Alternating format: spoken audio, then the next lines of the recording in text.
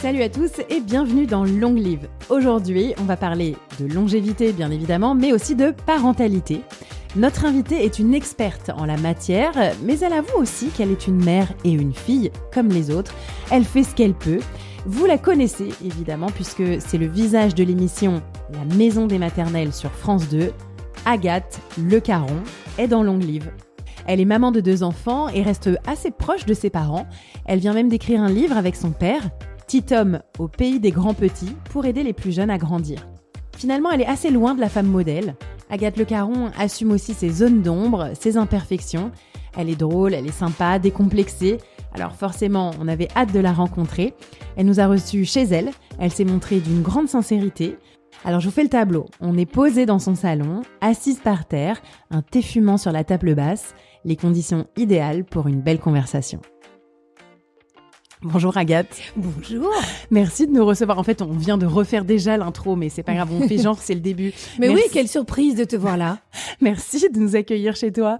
Alors, avant qu'on commence mes questions, j'ai fait une grande recherche Wikipédia, voilà, très journalistique, et donc j'ai vu que en mars prochain, tu allais avoir 50 ans. Est-ce que c'est une bonne façon de m'accueilir dans ton podcast? C'est une question que je te pose. C'est un podcast de la longévité en même temps. Oui, c'est vrai, c'est vrai. Alors, comment est-ce que tu envisages ça, la cinquantaine? Écoute, essayons d'être très, très honnête. C'est pas non plus le truc le plus cool du monde de se dire, tiens, quand je regardais ma mère et qu'elle avait 50 ans, j'avais l'impression que c'était un vieux débris tout pourri. Non. Et que moi, là, ça y est, c'est mon tour, quoi. Donc, c'est quand même un sujet pour une femme. Mais moi, c'est marrant parce que j'ai l'impression que j'ai tout maintenant. Donc, c'est peut-être mon karma, j'en sais rien, mais tout ce dont j'ai rêvé depuis toujours, etc. On va dire, allez, c'est entre 45 et 50 ans que je l'ai eu. Donc, non, je suis plutôt, en dehors de l'image que je m'en fais, je suis plutôt très heureuse dans ma vie, très apaisée. Et puis, après, je me pose plein de questions, mais j'imagine qu'on va en reparler sur la meilleure façon de vieillir, sur à quoi je dois ressembler physiquement, les choix que je dois faire. Et puis, ça se travaille, je crois. Il y a aussi tout un aspect philosophique. Et ouais, j'y réfléchis quand même pas mal. Ouais. Et donc, ça va être quoi, un énorme anniversaire ou au contraire un truc plutôt tranquillou, en famille Non, ça va être, je pense, un énorme anniversaire parce qu'il faut le crier au monde entier parce que c'est quand même chouette d'être toujours en vie à 50 ans. Et quand je commence à avoir un peu le cafard, etc., je me dis, bon, quand même... réjouis-toi d'être sur cette terre et voilà. Donc non, je vais faire à mon avis une fête, ouais. Je vais peut-être emmener mes amis très proches un week-end et puis après je ferai une grosse fête ici. Enfin voilà, on va fêter ça pendant 1 an, quoi. Et donc pour toi c'est plutôt un âge avec des bénéfices ou est-ce que tu as plutôt des craintes? Donc tu dis que tout arrive maintenant, on va en reparler juste après, mais en gros est-ce que je pense que le nouveau gap, c'est plutôt la cinquantaine plus que la quarantaine. Est-ce que tu as peur de changer physiquement? Est-ce que tu as peur aussi peut-être de changer moralement ou de passer du côté vieux de la force? Je pense que je suis déjà passée du côté vieux de la force et ce depuis très longtemps. C'est-à-dire que je suis passée de fêtard d'invétéré à verveine. 21h30 série. Voilà. Alors, et ça, c'est devenu à quel âge ça? Parce que ça m'intéresse. Bah, c'est venu quand même il y a un petit moment. Hein. C'est venu début de la quarantaine. Ouais, c'est ça. Mais de façon, moi, je rentre dedans ce tunnel. Voilà. Et c'est un tunnel, mais moi, je le trouve plutôt agréable. Et d'ailleurs, je me suis posé la question. Je me suis dit, mais en fait, pendant des années, j'étais obsédée par le fait de sortir. J'avais peur de rater quelque chose, quoi. Donc, il y avait pas un cas où le week-end, j'étais pas dehors. C'était impossible. Et je me dis, mais finalement, est-ce que c'était ma nature propre? J'ai l'impression que ma nature propre, c'est plutôt de rien faire. Voilà, et de me coucher à 9h30 donc voilà, donc je suis plutôt à mon avis totalement à ma place et en adéquation avec ce que j'étais profondément, sauf qu'avant, j'étais un peu excitée, j'avais peur de rater quelque chose. T'avais l'impression de te forcer en étant fêtarde? Non, alors non, parce que j'étais dans un circuit, donc j'étais hyper contente de voir mes copains et j'étais pas la dernière à faire la fête, à picoler, etc. J'adorais me coucher tard, j'adorais danser et tout. Mais je pense quand même que rétrospectivement, c'était un peu parce que j'avais peur de rater quelque chose, parce que dès que j'étais dans une vie avec un amoureux, un truc un peu rangé, bon, j'ai arrêté de faire la fête. Donc je pense que c'était plus pour aller chercher l'homme, que les choses soient bien claires. Non, mais je plaisante, mais enfin en tout cas, ça faisait partie de ça, quoi. C'était la peur de rater. Et donc là, tu nous dis que t'as le meilleur. C'est vrai que tu cartonnes à la télé depuis 6 ans. T'as aussi des podcasts, on va en parler juste après. Mais donc en gros, ça t'a pris vachement de temps finalement pour arriver à un pic de carrière ou quelque chose peut-être que tu cherchais. Est-ce que tu le cherchais déjà? Ah oui, depuis que je suis toute petite, je suis totalement habitée par l'envie de faire ce métier. Ok. J'étais obsédée par la radio et la télé petite. Et d'ailleurs, ça me paraissait insurmontable. Je me disais, mais jamais je vais y arriver. Et quand qu'est-ce qui a fait que ça a marché? Mais je suis partie en si fait tard en fait entre guillemets, parce que je veux dire souvent en fait on cartonne quand on a peut-être 25 ans parce qu'il y a le côté un peu jeune, fraîche et jolie. Ouais. Et puis après on essaye de durer. Bah oui, alors moi j'ai fait une fin de carrière en début de carrière parce que j'ai commencé à 23 ans, j'ai fait du téléachat. Donc c'est vrai que normalement c'est le moment où on se fait des ongles en French manucure et on a déjà quand même une petite soixantaine. Donc moi j'avais 23 ans. Et bim pour la French. Voilà, ouais, un petit coup pour la French. Et j'ai démarré là. Après, je pense, Nagui m'a dit il y a quelques jours, mais tu sais, cette carrière, c'est un marathon. Et en fait, c'est vrai. C'est-à-dire qu'en fait, essayer à tout prix de percer comme une possédée et tout, c'est pas la bonne stratégie. Moi, comme dans tout ça, il y a des choses qui me font un petit peu peur. Trop de notoriété me fait peur. Les soirées mondaines, j'aime pas ça. Donc en fait, j'ai fait mon petit bonhomme de chemin doucement. Et donc aujourd'hui, j'ai un peu le résultat de 20 ans de travail quand même. Et puis surtout, je crois que je suis à ma place.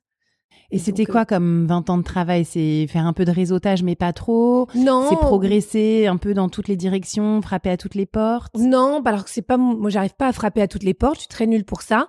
Il faut vraiment que je me fasse violence pour aller déjeuner. Même mon grand patron, j'ai encore pas réussi à aller déjeuner avec lui. Enfin, c'est-à-dire que normalement, n'importe quelle animatrice, journaliste va quand même demander à déjeuner avec son grand patron. Ben moi, je suis incapable de faire ça.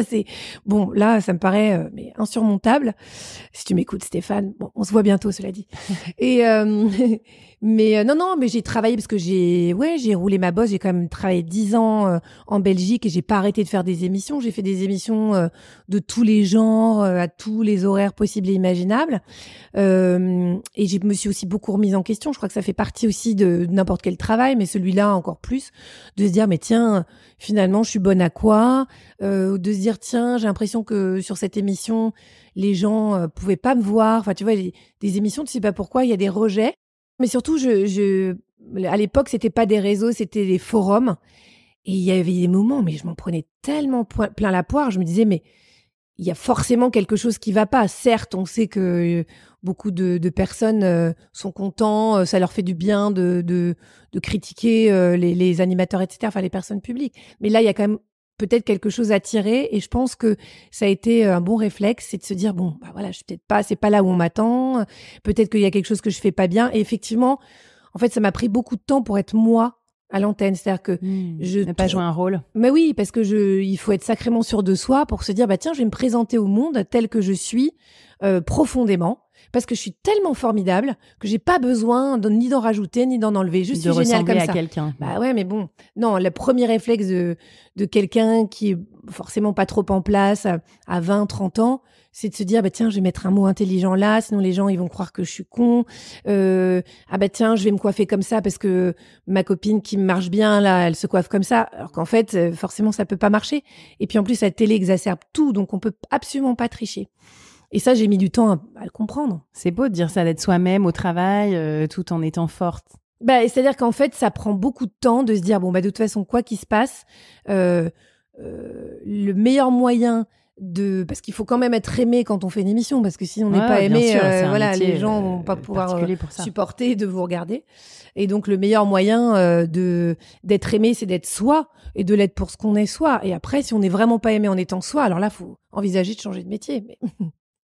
Et donc là, dans l'émission La Maison des Maternelles, donc tu parles tous les jours de sujets liés à l'enfance. Oui. Est-ce que du coup, ça te rend super maman qui connaît tout, qui sait tout bien faire au niveau de la psychologie des enfants? Écoute, non, ça me rend mère un peu schizophrène, parce que ce que le grand enseignement de la Maison des maternelles, c'est qu'en fait, et des maternelles en général depuis 20 ans, c'est que c'est une émission formidable parce qu'elle ouvre ses portes aux plus grands experts de la psychologie, de la médecine et tout, de la pédiatrie, et qui viennent donner leur théorie, sauf qu'il y en a pas un qui est d'accord avec l'autre. Donc en fait, le truc, c'est qu'il y a ce que j'ai appris, c'est qu'il y a des grandes modes et des grandes tendances liées à la parentalité.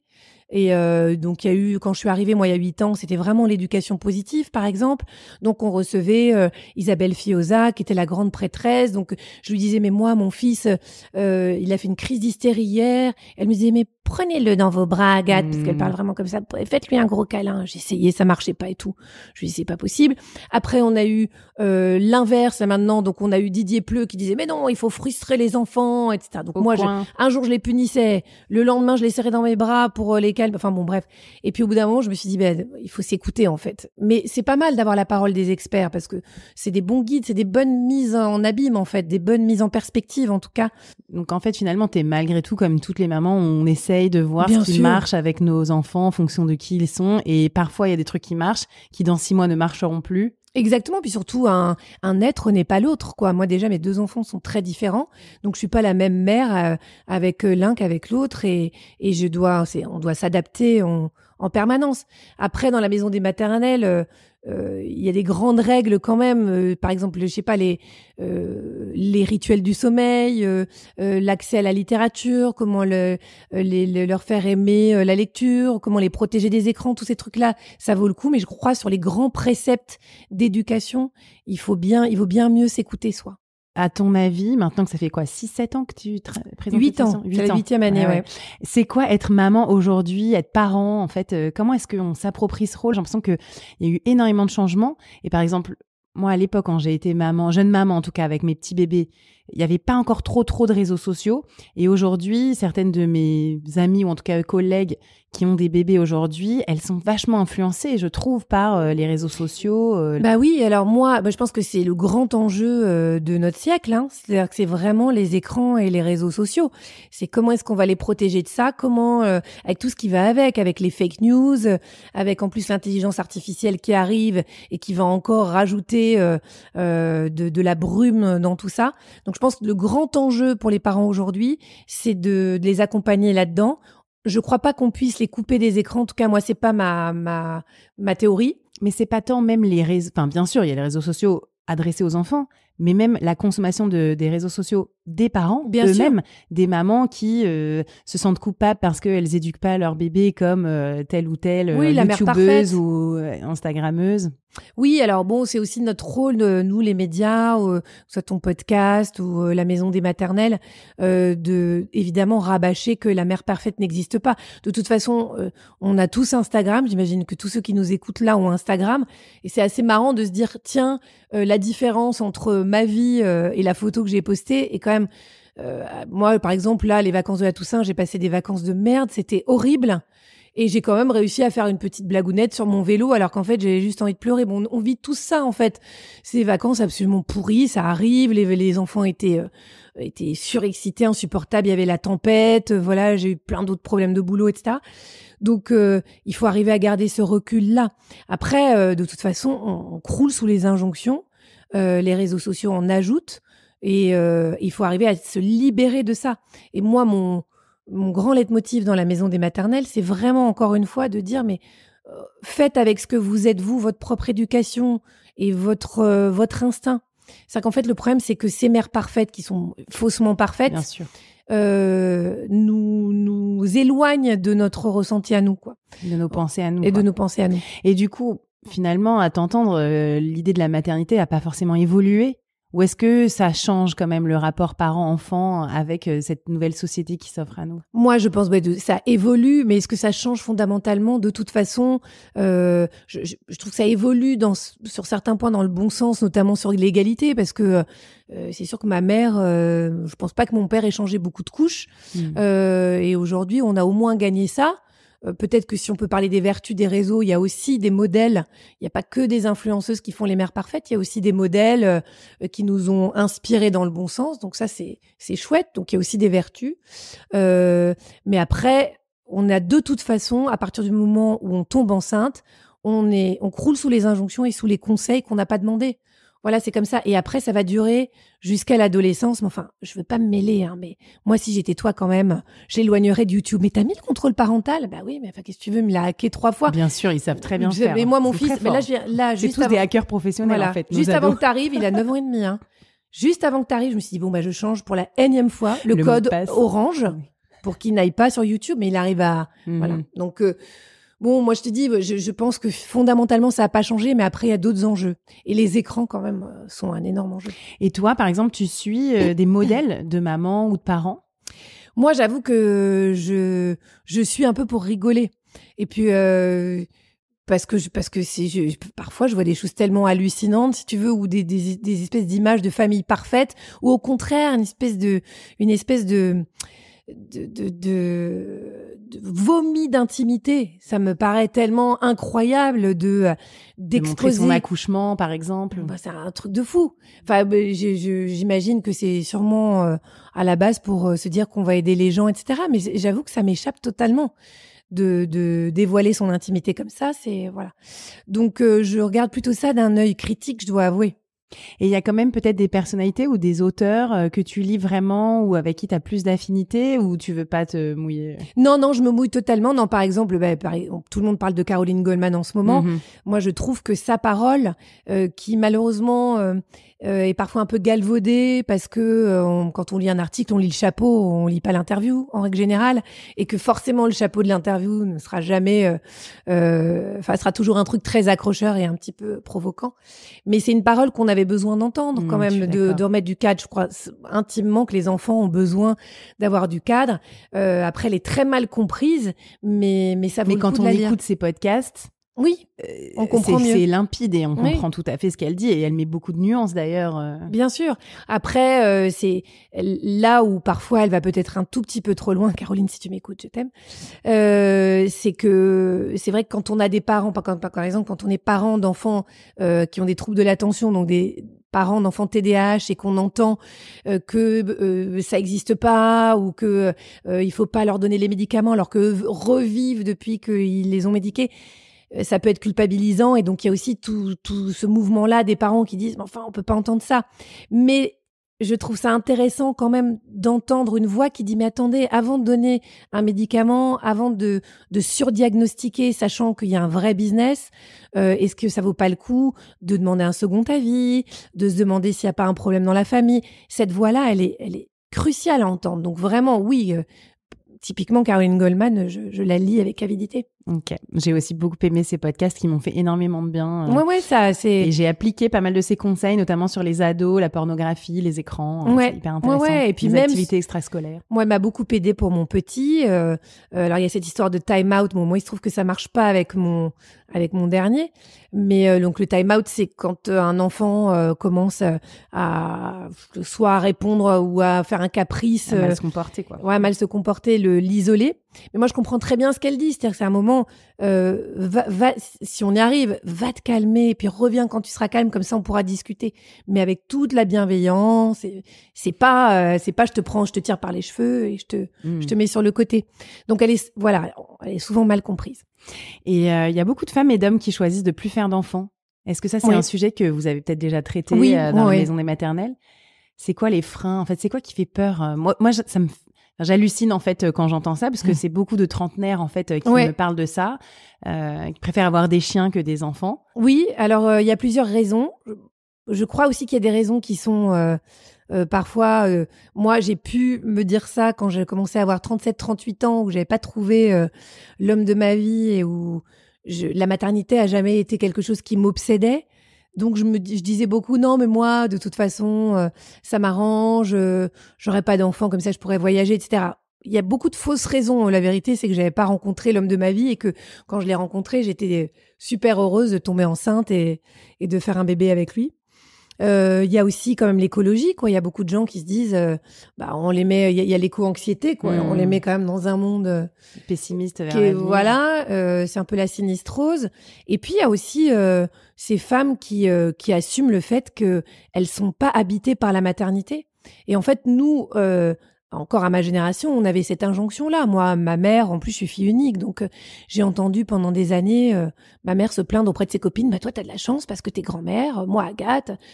Et si je lui avais dit, mais d'ailleurs, ça ne me traversait même pas l'esprit de me dire, bah tiens, moi, je ne veux pas d'enfants. Je me pose même pas la question. En fait, je dois avoir des enfants. Donc, vers 37, 38 ans, je me suis dit, oulala, ça sent le roussi. Donc, je vais trouver une bonne excuse. Mais dans ma tête, il était évident qu'il fallait que je fasse des enfants. Alors que j'étais pas forcément habitée par ça jeune. J'étais très habitée par mon envie de faire de la radio, de la télé, de m'accomplir moi. Je me cherchais beaucoup, donc il fallait déjà que je me trouve. Du coup, c'est quoi de ne pas avoir d'enfants? Est-ce que c'est être moderne, être écolo? Est-ce que c'est refuser un peu les injonctions justement comme ça, peut-être familiales? C'est un peu les trois. Ouais. C'est un peu les trois. En tout cas, c'est une liberté qu'il faut que les femmes puissent s'octroyer, quoi. C'est formidable qu'aujourd'hui on ait des Fiona Schmidt qui disent ouais, voilà, moi je veux pas d'enfants. Écoutez-moi, entendez-moi, et je vais très bien, je suis très heureuse. Et c'est bien d'entendre cette parole-là. De toute façon, le seul curseur, c'est le bonheur. Je veux dire, à quel moment est-ce qu'on est obligé, en fait, de se mettre dans une case? Donc, c'est bien de déconstruire aussi tout ça. Donc, toi, tu as ce côté maman, le fait d'être business girl hyper occupée, puisque tu as une émission de télé, tu as 2-3 podcasts maintenant? J'ai 3 podcasts. J'ai donc des histoires d'amour dans Aix. J'ai les rescapés, ça, c'est des histoires de gens qui ont vécu des choses terribles, mais qui sont plus heureux grâce à leur épreuve. Donc ça m'intéresse beaucoup. Et du coup, comment est-ce que tu arrives à gérer la maternité, le fait d'être maman? Tu me dis là que tu sors de ta séance de yoga, donc tu fais du sport, et en plus, tu as tes enfants, tu as ton travail, tu as certainement une vie sociale. Donc comment est-ce que tu fais pour gérer? Écoute, je ne gère pas très bien, je dois te le dire. Non, j'ai du mal un peu à gérer. D'ailleurs, tout l'enjeu là cette année, c'était un peu de me dire que il fallait travailler moins. Mais c'est réussi. Oui, avec un nouveau podcast qui arrive sur le. Non, mais là, je fais un podcast sur les ados et ça me manquait de pas faire un podcast sur mes cœurs de sujet. Et puis là, j'ai vraiment l'impression d'être utile. Et puis en fait, comme tout est chouette. Dans tout ce que tu as cité, il y a que même, tu vois, tu me dis les enfants, la vie sociale, c'est quand même formidable. Mes podcasts, c'est formidable. En plus, je suis libre. C'est-à-dire que si demain, à un moment, je me dis voilà, j'arrête les rescapés parce que je suis crevée, voilà, on le fait pas et puis c'est tout. Et puis je me suis bien entourée et donc à partir du moment où c'est que des trucs chouettes, en fait, c'est jamais il faut pas qu'il y ait de grains de sable dans le rouage, quoi. Dès que dans l'engrenage, dès qu'il y a un petit parasite là, ça. Donc ça en peut gros, tout tu faire fais comme basculer. tout le monde, quoi. Tu jongles à mort. Exactement. Je procrastine pas en tout cas. Si j'essaie de faire un truc, c'est de ne jamais procrastiner. Là, par exemple, tel que tu me vois, je suis malade et j'ai pas réussi à faire mes mails et tout. Et je sais que je vais le payer. Voilà. Mais c'est tout. C'est le seul truc. C'est pas très grave. Et du coup, est-ce que tu arrives quand même à ne pas péter des câbles, à rester zen, ou au contraire, est-ce que parfois ça vole en éclats ici à la maison, au travail? Non, oui, bien sûr. Au travail, non, pas tellement, mais parce que je suis beaucoup accompagnée. Quand même, les animatrices télé, on est très chouchoutées, hein.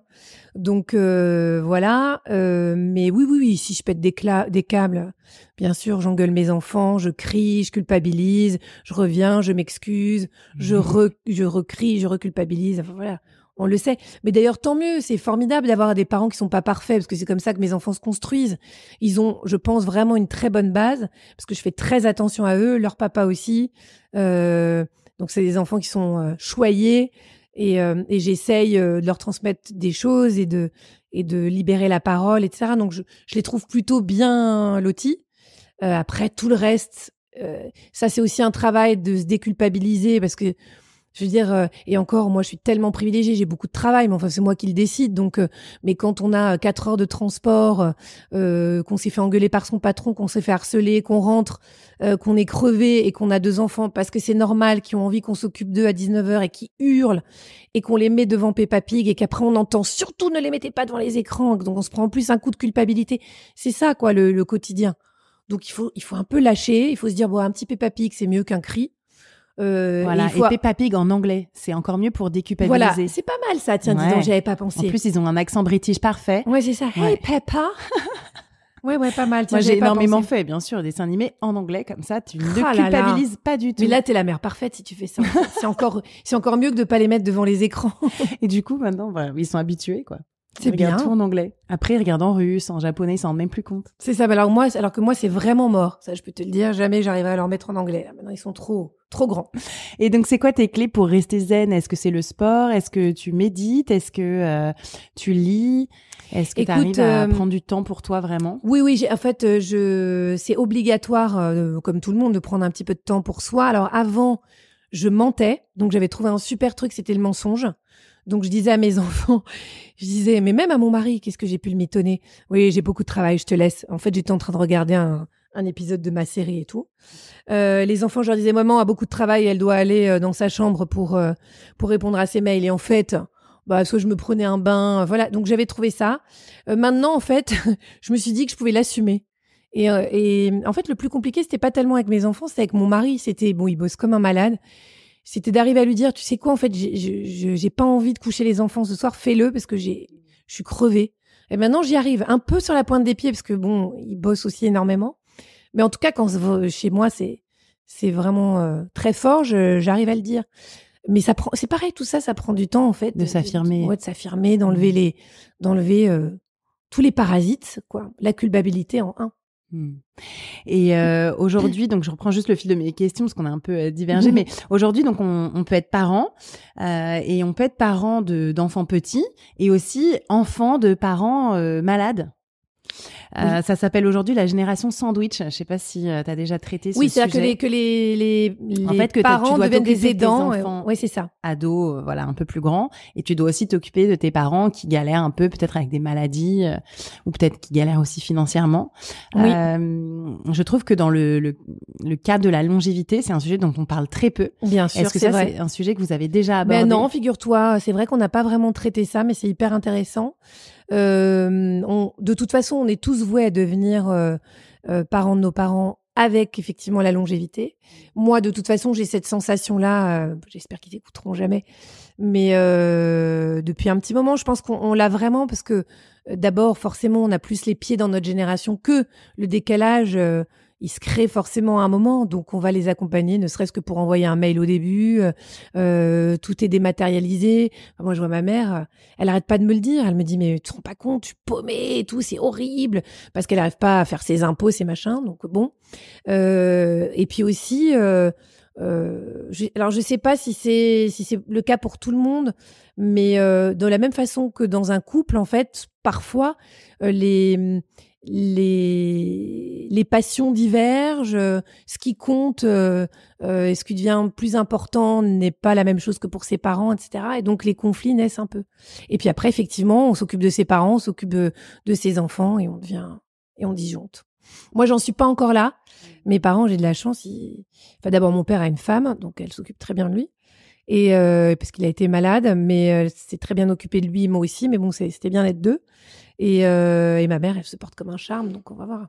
Parce qu'on va aller vers ça de plus en plus avec le vieillissement des parents, puisque l'âge de la première grossesse recule. Donc inexorablement, en fait, quand on commence à avoir 40 ans, 50 ans, nos parents sont encore plus âgés. Donc ouais, est-ce que toi, tu as l'impression que justement le profil de maman a un peu évolué là ces 8 dernières années? Est-ce que tu trouves qu'elles sont plus âgées, plus matures peut-être? Écoute, moi je peux parler on sait que de toute façon, d'après les chiffres, on fait des enfants de plus en plus tard. Moi, je les ai fait quand même particulièrement tard, 40 et 42 ans. En tout cas, ce que je peux dire de moi, je sais pas si je peux observer ça, parce que dans la maison des maternelles, il y a quand même beaucoup de très jeunes mamans. Mais moi, je sais que je suis une bien meilleure mère que celle que je n'aurais été à 30 ans. Ça, c'est une certitude. J'ai beaucoup plus de patience, parce que, en fait... C'est marrant, parce que pour d'autres personnes, c'est le contraire. Ah, c'est vrai? Ouais. Que le fait de les faire tard? Ouais, voilà, d'avoir moins de patience à 45 qu'à 35. Écoute, moi, non, moi j'ai l'impression que je suis quand même plus sage. Okay. J'étais un peu surexcitée, 30 ans, là là. J'étais un peu, j'ai toujours assumé ma part de légèreté et c'est formidable. Je trouve qu'il faut que tout le monde en ait une. Mais si tu veux, à l'époque, elle recouvrait beaucoup de noirceur que je mettais un peu sous le tapis. Et là, aujourd'hui, comme je me suis autorisée, mais aussi avec la maternité, à faire ressortir tout ce côté un peu noir que j'ai chez moi, etc., à l'assumer, à le travailler, aller voir des psys. Oui, je pense que je suis plus sage, donc plus cool, donc plus à ma place et donc plus en place. C'est intéressant ce côté noir. En fait, c'est quoi? C'est parce qu'en fait, il y avait cette divergence, cette ambivalence entre celle que t'étais à 25-35 et cette nouvelle personne qu'on est quand on est maman avec les responsabilités. Oui, alors bon, moi, l'histoire de ma vie, j'ai toujours eu l'impression d'être un peu en dissociation. C'est-à-dire que là, tu vois, je te parle, en fait, je suis ultra malade.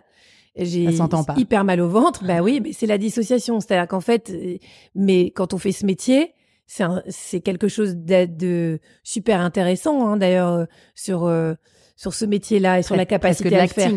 Oui. Alors, je sais pas, parce qu'en même temps, je sais même pas si c'est de l'acting, parce que j'ai pas l'impression de jouer un rôle. Tu vois, ce matin, j'étais vraiment super mal et j'ai fait mon émission en direct. À un moment, je me suis dit, je vais tomber dans les pommes. J'avais vraiment l'impression que je faisais un malaise, mais je continue. Il y a un côté un peu pilote automatique, un côté, c'est pas grave, ça va passer. Et puis, je vais quand même toujours vers la vie. Et dans ma vie, c'est un peu ça. Il y a un truc de dissociation aussi très, très fort depuis que je suis toute petite, mais parce que pour moi, la vie, le bonheur, ça prend le pas sur tout le reste. Je laisserai jamais mon côté noir prendre le pas là-dessus. Et c'est marrant ce côté noir. Ah ouais, je l'ai vraiment déjà, mais ok. Je l'ai vraiment. Alors le podcast, c'est le meilleur endroit pour parler de ça parce que si tu veux, quand tu fais une interview dans un magazine ou quand tu fais une interview à la télé, bon, t'as 7 minutes, tu vas pas commencer à parler de ça. 3 jolies photos et voilà. Donc c'est pour ça que j'aime tant le podcast et c'est pour ça que j'ai dit un grand oui pour faire ton podcast parce que c'est chouette. C'est des moments justement où on peut parler un peu de l'intime, de ce qu'on est vraiment soi, quoi. Et alors justement, en parlant d'intime, avec ton podcast qui s'appelle Ex sur les couples, la relation de couple, est-ce que tu as réfléchi sur cette notion du couple dans la durée, le couple longue durée? C'est un sujet que j'essaye d'aborder souvent dans mon podcast et très peu de personnes me répondent. D'ailleurs, je cherche un expert pour me parler de couple longue durée. Je vais t'en trouver. Et d'ailleurs, j'en ai parlé à mon mari, je lui ai dit, tu sais quoi, la prochaine fois, je t'interviewe toi. Puisque finalement, ça fait bientôt 17 ans qu'on est ensemble. Je me suis dit qu'on devient presque des experts. Donc, le couple longue durée, le couple parent, la coparentalité. Comment est-ce que ça vit sur le long terme? Écoute, moi, la chance que j'ai, c'est que j'ai rencontré mon mari tard, que finalement on est un jeune couple et comme je l'ai rencontré tard, on a fait des enfants tout de suite. Donc finalement, quand on a eu nos enfants, bah on était encore ce jeune couple très amoureux, etc. Passionné. Voilà, mais malgré tout, on sait très bien que ça rebat les cartes du couple, de l'équilibre en tout cas. Que d'abord on se découvre soi parce que c'est faire un enfant, c'est quand même la meilleure façon de savoir qui on est vraiment. C'est étonnant. Je veux dire, moi, j'ai vraiment tellement changé depuis 9 ans, c'est incroyable. Et ça, je dois vraiment à mes enfants. Je me suis vraiment débarrassée d'un milliard de vernis, de trucs inintéressants, etc. Je suis beaucoup plus proche de ma nature propre. Donc déjà, il y a quand même cette découverte de l'autre tel qu'il est vraiment. On ne sait pas trop comment on va réagir. Moi, j'avais l'image de mon mari. Je me disais, tiens, il va être tel père. Il n'est pas du tout ce père que j'avais imaginé. Parfois pour le mieux, parfois pour le moins bon. Lui, c'est pareil. Moi, j'ai été très fragilisée parce que, encore une fois, pour revenir sur ce côté un peu noir, ça a fait ressortir aussi. Ça, évidemment, ça appuie sur sa propre histoire, sur tout ce qu'on n'a peut-être pas déposé comme trauma, etc. Donc voilà, il y a eu des moments où j'étais un peu fragile. Enfin, tout ça. Allié au fait que la libido va être peut-être un peu à 2 vitesses, qu'on va s'engueuler sur des questions d'éducation, etc. C'est un sacré boulot de devenir parent. Et encore, il y a la première strate qui est il faut passer le stade du bébé, donc le manque de sommeil, etc. Le stade de l'enfant. Alors, il y a une petite période entre, je pense, quand ils commencent à prendre leur bain tout seul. C'est vrai que le bain tout seul, c'est vraiment un moment. On va prendre ton bain et j'ai pas besoin d'être là. Bah, tout à coup, quand même, il y a un truc qui... Ça te libère 30 minutes dans ta journée. C'est quand même fantastique. Puis après, on n'a pas eu encore les vrais problèmes. Et les vrais problèmes, c'est ceux qui vont arriver à l'adolescence, etc. Et donc, c'est là que ça peut clasher parce que je pense que les divergences de préceptes d'éducation s'entrechoquent vachement à ce moment-là. Et moi, je pense que le meilleur moyen, en fait, pour la longévité, c'est d'y réfléchir, en fait. Je sais pas. Ensemble, en couple, avant. Alors, idéalement en couple, mais parfois, on n'arrive pas à parler à son conjoint sur des trucs comme ça. Parfois, il est borné. Donc, c'est peut-être à soi de faire... Moi, je sais que je pense vachement à ça sur les sujets dont je sais que je vais pas le faire flancher. J'ai pas d'exemple qui me vient. Mais ça peut être un truc... bon, je dis n'importe quoi. Mais imaginons qu'on ait un enfant et que moi, je veuille le mettre en pension parce qu'ils disjonctent et que moi, je sais grâce à mon émission que finalement, c'est pas une mauvaise idée de le mettre en pension adolescent. Je le sais parce que j'ai vu des experts. Mais lui, il en est pas là. Mon mari, c'est sûr que jamais il voudra mettre mon enfant en pension. Eh ben, il vaut mieux que moi, je réfléchisse à la façon dont je vais trouver un compromis que d'essayer d'en parler avec lui parce que je sais que ça n'ira jamais. Donc, c'est aussi un travail qu'on doit faire soi, je pense. Et c'est malheureusement, je pense encore beaucoup la responsabilité des femmes parce que les hommes, ils en sont pas là. Mais je me trompe peut-être, hein, mais j'ai cette impression. Donc, pour toi, la longévité du couple, c'est la femme qui doit la travailler. J'ai l'impression. J'ai entendu un de mes copains récemment, je lui dis mais tu te rends compte là que si tu continues comme ça, elle va te quitter. Il me répond bah je sais, je vois le truc arriver, mais comme j'ai pas de solution, ben je fais rien. Et puis il m'a dit puis on est tous comme ça. Je dis bah c'est super, hein David. Il dit non. Il ne dit rien. Et donc, à ton avis, est-ce que la famille et la maternité restent des valeurs refuges du coup, avec tout ce qu'on se dit, la longévité du couple, la coparentalité, le fait de plus vouloir d'enfants, la sinistrose ambiante, est-ce que ça reste quand même quelque chose de sacré ou plus du tout ? Moi, je crois que de la même façon qu'on a inventé, nous, c'est la société qui a inventé la notion de couple, hein, de toute façon. Hein, c'est pas, on est les hommes de Néandertal se disaient pas, bah tiens, il faut le papa, la maman, les enfants et la voiture et le labrador. Donc on peut tout ce qu'on a tout ça. Ouais, voilà. J'ai même un labrador. Bah ouais, alors moi j'ai le chat. D'ailleurs, je m'inquiète parce que j'en ai aussi, merde. Voilà. Non, mais bah t'as vu ma maison, je suis dans le cliché, mais alors on peut pas faire plus cliché que moi. La maison en banlieue, toute jolie, avec les deux enfants, le chat et le mari. Mais de la même façon qu'on a construit ça, on peut le déconstruire. En fait, il y a pas de règle. Je crois que vraiment c'est ça qu'il faut se dire, c'est qu'il y a pas de règle à part celle qui nous rend heureux. Mais je pense aussi que effectivement l'entité, en tout cas pour moi, l'entité familiale, qu'en plus j'ai pas eu petite parce que j'étais fille unique avec des parents qui s'entendaient pas et tout, c'est vraiment quelque chose que je découvre pour le coup, cette espèce de... Enfin, il y a rien qui me rend plus heureuse qu'être à 4 en train de faire un jeu de société près du feu. Toi, tu penses que ça peut t'aider à mieux vieillir, d'avoir ça, d'avoir construit cette famille ? Non, mais c'est sûr. S'il y a un équilibre, forcément, il faut que le couple aille bien là-dedans parce que c'est le noyau. Et donc alors, pour rester dans le vieillissement, comment est-ce qu'on réussit à être plus vieux forcément devant ses enfants, comment est-ce qu'on reste un peu dans le coup dans un monde en pleine révolution, notamment technologique? Bien sûr, c'est un gros sujet pour moi. De toute façon, c'est une grande obsession, moi, d'avoir fait mes enfants tard. Pourquoi ? Parce que tu te sens vieille par rapport aux autres parents ? Non, j'ai peur de mourir. Je me dis, j'ai peur de mourir trop jeune et qu'ils aient pas leur mère. Je me dis, mais à partir de 50 ans, c'est là où tout commence à déconner. Enfin, je me fais parfois des espèces d'angoisses. Et puis, mais bon, je me suis quand même pas mal soignée là-dessus, mais j'ai dû le travailler parce que c'était quelque chose qui m'angoissait. Tu peux pas savoir, de me dire, mais c'est horrible. En fait, mon enfant, ça se trouve. Déjà, je me disais, mon petit, quand il va passer son bac, j'aurai 60 ans. Mais pour moi, mes parents à 60 ans, ils me demandaient déjà. Enfin, moi, je vivais seule depuis des années. Enfin, donc il y a un énorme décalage. Après, je fais très attention à moi pour compenser ça. Je fais hyper attention à sport, bien manger. Ouais, c'est-à-dire que voilà, je fais vraiment attention à m'occuper de moi pour revivre plus longtemps. Donc la longévité, ça c'est un sujet qui t'intéresse énormément. Exactement. Et puis je pense qu'aussi le fait de faire 1000 métiers, ça me permet de rester quand même un peu à la page, quoi. Mais de toute façon, même je pense que les parents jeunes seront jamais totalement à la page, donc il faut se déculpabiliser. J'essaye en tout cas, hein, mais c'est un sujet pour moi. Donc c'est quoi, c'est sport, le plus possible. Enfin, je manque de temps, mais enfin j'essaye d'en faire le plus possible. Quel sport à peu près? Alors le yoga beaucoup, du vélo parce que j'ai la chance d'habiter près d'une forêt, donc je fais du VTT, du tennis dehors, qui neige ou qui vente. Quand j'ai le courage, je nage et je marche. Ok, voilà, donc, en gros. Beaucoup d'extérieur. Et du surf aussi, mais ça, c'est quand je suis dans mon bassin d'Arcachon. Et pareil, au niveau alimentation, tu t'es renseignée, tu fais attention à ce que tu manges? Oui, je fais hyper attention. Après, il faut trouver ce qui va à certains ne va pas à d'autres. Donc, je me fais accompagner par une super nutritionniste qui s'appelle Krotoum Konaté, qui est formidable. Je n'essaie même pas de prendre rendez-vous avec elle parce qu'elle est débordée, mais je parle d'elle parce que c'est vraiment quelqu'un de formidable, parce qu'il y a une approche scientifique très intéressante et très forte chez elle. Et en fait, elle a un discours qui est très adapté en fait aux patients qu'elle a. C'est-à-dire que moi, elle me dit très clairement, tu dois manger de la viande. Je dis, ah bon? Alors moi, je pensais qu'il fallait vraiment manger que des légumes et des fruits pour vivre jusqu'à 100 ans. Elle m'a dit, non, mais toi, et j'étais pas bien. Donc elle m'a dit, non, non, si toi, tu dois manger des protéines animales, fais-moi confiance. Donc je me suis remise à manger plus de viande et tout. Bah, depuis, je revis. Donc elle est quand même assez étonnante. Bon, elle fait faire plein d'examens et tout. Mais oui, c'est de trouver l'alimentation adaptée à soi. Et le côté grand-mère, est-ce que ça, tu l'imagines déjà? Tu te vois déjà grand-mère? Bah, j'espère que je vais l'être, surtout à mon grand âge. Mais ouais, bien sûr. Oh, ça me paraît loin. Hein.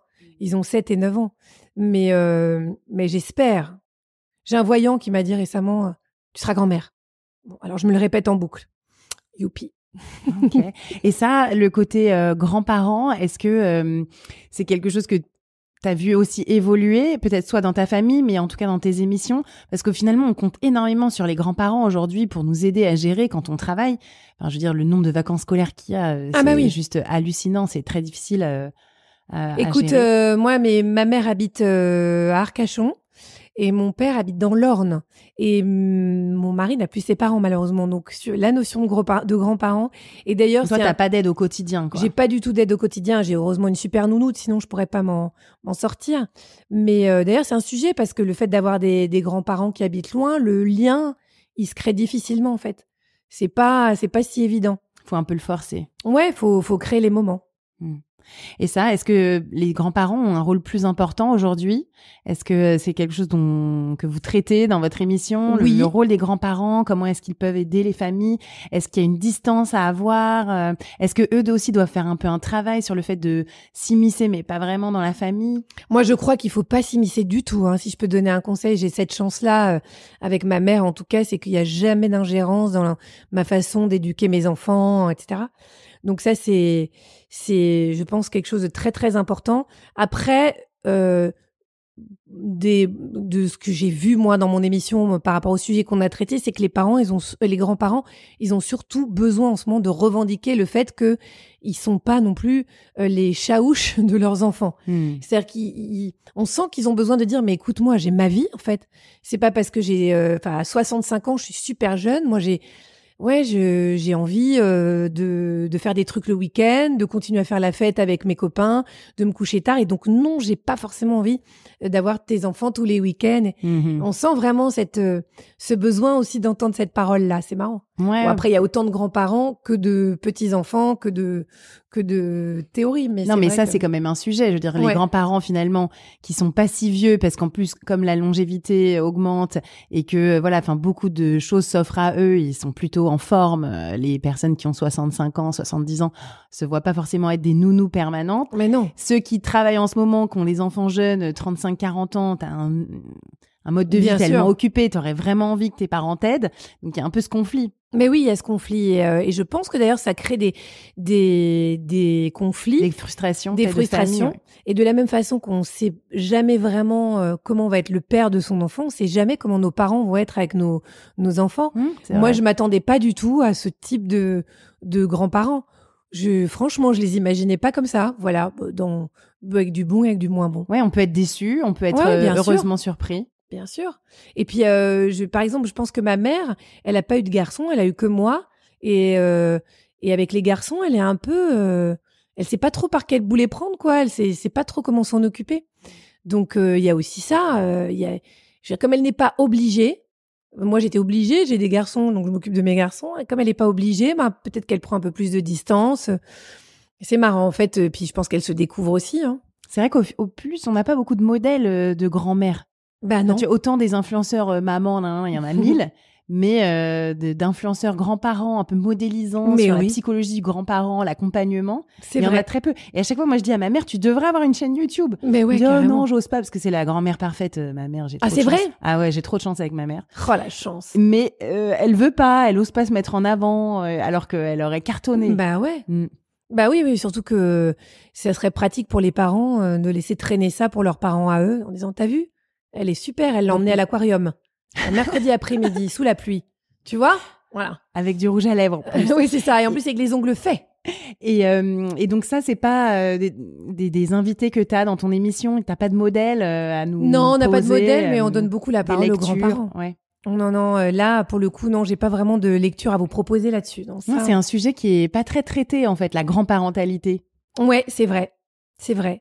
C'est pas, enfin, on les entend pas beaucoup parce que comme ils sont pas très présents sur les réseaux, ils sont un peu sur Facebook, mais ils ne revendiquent rien, en fait. C'est vrai. Intéressant. Un bon sujet pour nous, David, oui. Pour les prochains épisodes du podcast. Je vais te laisser tranquille bientôt, mais qu'est-ce qui serait pour toi un message hyper important à faire passer aux parents aujourd'hui, là, qui nous écoutent? La majorité des personnes qui m'écoutent sont des mamans, soit de familles récentes ou de familles déjà bien posées. Qu'est-ce qu'on peut donner comme conseil aux mamans, là? Écoute, je l'ai déjà un peu dit. Moi, je dirais, alors, pour toutes les femmes enceintes déjà qui t'écoutent, essayez. On sait que les inégalités, la fragilité, elle vient se nicher à ce moment-là de la parentalité, du postpartum. Donc, c'est un moment où il faut faire très très attention. C'est-à-dire quoi, en parler avec son conjoint? Je pense qu'il faut beaucoup anticiper, il faut beaucoup se renseigner. Alors, la maison des maternelles, c'est formidable. Un podcast comme le tien. Aujourd'hui, il y a beaucoup de façons d'en savoir un peu plus. Il y a tous les bouquins d'Anna Roy qui sont extraordinaires pour ça. Donc, je pense que ça se prépare, mais en même temps, faut pas trop fantasmer. C'est-à-dire que si on s'imagine ce qui était mon cas pendant que j'étais tellement heureuse enceinte que je dis toujours ça dans les maternelles, mais c'est vrai, je me voyais avec mon mari qui venait me faire un petit bisou dans le cou, le bébé dormait dans le couffin, ça sentait la tarte aux pommes parce que j'avais eu le temps de faire une tarte, ça sentait aussi la lessive, c'était merveilleux. Et en fait, pas du tout, c'était un bordel pas possible, etc. Et en fait, je pense qu'il faut pas fantasmer ni son bébé, ni la tête qu'il va avoir, ni la vie qu'on va avoir. Parce que ça sera jamais comme vous l'avez imaginé. Donc, c'est aussi être prêt à vivre l'aventure et après vraiment se dire c'est moi qui connais le mieux mon enfant, c'est moi qui ai raison sur tout. Et c'est bien d'avoir des conseils. De temps en temps, il y en a qu'on va garder quand on est vraiment désespéré. Mais en règle générale, les conseils qu'on garde, c'est ceux qu'on a demandé. Ceux qu'on n'a pas demandé, c'est généralement des conseils qui vont plutôt nous énerver. Donc, il faut essayer de se rapprocher le plus possible de soi. Ça fait un bien. Moi, je me suis libérée. En plus, je présente les maternelles. Donc, quand je mets mes enfants devant un écran, parce que je suis fatiguée et que je veux prendre un bain, je monte en me disant, c'est beau, quoi. Tu présentes les maternelles, tu dis tous les matins qu'il faut pas que les enfants regardent un écran, mais tu le fais. Mais c'est pas grave. C'est mieux, il vaut mieux ça, je trouve, que, alors évidemment, il faut équilibrer. Mes enfants, ils lisent aussi. C'est des passionnés de lecture et tout est ultra cadré, mais parfois il faut aussi un peu cool avec soi. C'est pareil pour le poids, c'est pareil pour le sport. Oui, vous allez certainement prendre des kilos, vous n'allez pas vous retrouver avant un petit moment. Moi, j'ai pris 30 kilos pour mes 2 grossesses. Mais bon, j'ai plutôt pas trop mal vécu. Je me dis voilà, j'ai un mari super pour ça, hein, mais il m'a jamais regardé avec un œil intrigué, pour pas dire autre chose. Mais oui, il faut être cool avec soi. Et dans 10 ans, comment est-ce que tu t'imagines en tant que peut-être maman ou professionnellement? Alors, qu'est-ce que tu aurais envie d'être? Professionnellement, c'est un peu difficile parce que je fais un métier qui a une date de péremption normalement. C'est la raison pour laquelle je me suis dit je me suis dit à quoi je veux pas ressembler déjà. Et alors à quoi tu veux pas ressembler? Je veux pas ressembler à quelqu'un qui a fait trop de botox. Alors ça donc je ne fais pas de piqûres. Donc ça c'est la première chose. Donc je me suis dit il faut arriver à bien vieillir joliment. Donc forcément ça demande un effort. Il faut faire du sport, etc. Il faut faire attention à soi, mais ça passera pas chez moi par la médecine esthétique. Du botox j'en ai fait quand j'en avais pas besoin. Je n'en fais plus quand j'ai besoin. Bon, cherchez pas, c'est comme ça. Mais c'est vraiment... Et je me dis peut-être que grâce à ça, en fait, j'arriverai peut-être, comme disait Nagui, à vivre ce marathon de ma carrière et à trouver des émissions qui correspondront à mon âge, je l'espère. Si c'est pas le cas, de toute façon, j'y ai beaucoup réfléchi. Et moi, je suis folle de podcasts. Et donc, je voudrais vraiment développer ça. C'est une grosse partie de mes activités. J'adore ça. Et donc, parce que ça rejoint la radio, qui est ma passion depuis que je suis toute petite.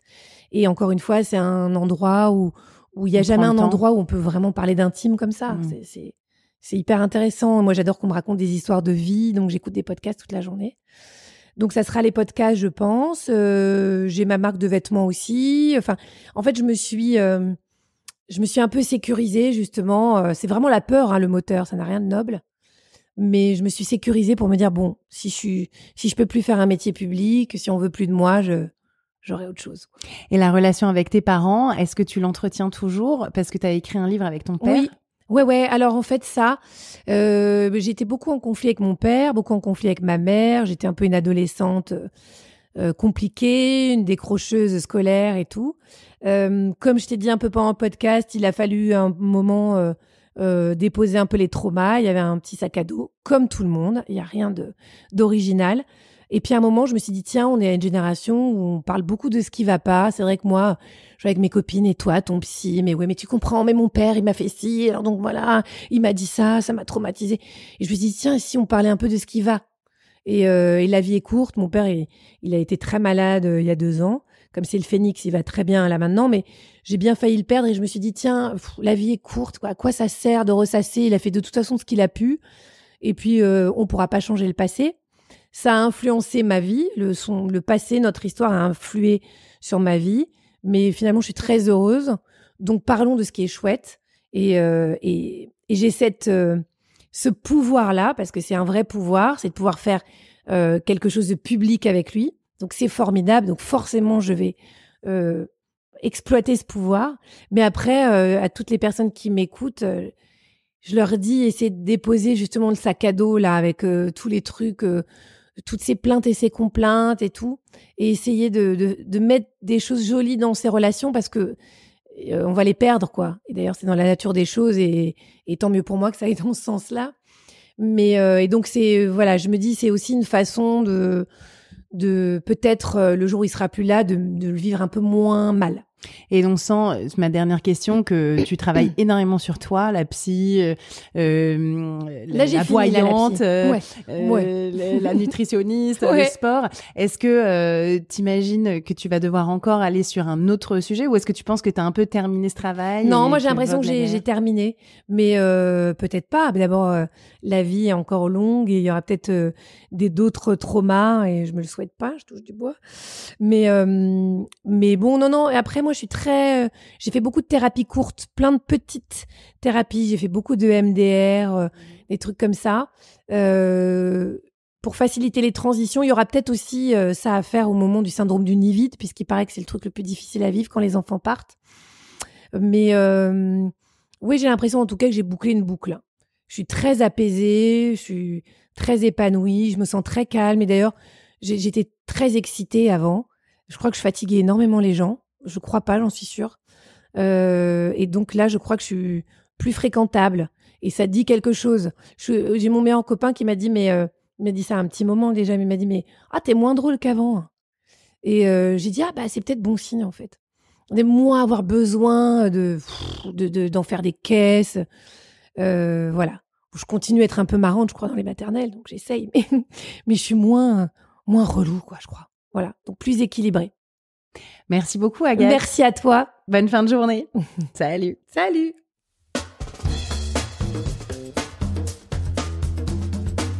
Merci d'avoir écouté cet épisode jusqu'au bout. J'espère que comme moi, vous avez apprécié la franchise de notre invité. Ça fait du bien. D'ailleurs, merci Agathe de nous avoir reçus à la cool chez toi, autour d'un thé, assise par terre dans ton salon. Vous pouvez suivre Agathe Le Caron sur les réseaux sociaux, mais aussi écouter ses podcasts. Il y en a 2.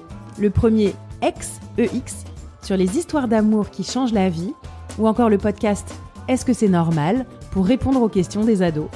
On se retrouve la semaine prochaine avec David pour débriefer de cet épisode, et d'ici là, envoyez-nous vos réactions qui nous nourrissent en taguant @longlive le podcast sur Instagram. Salut!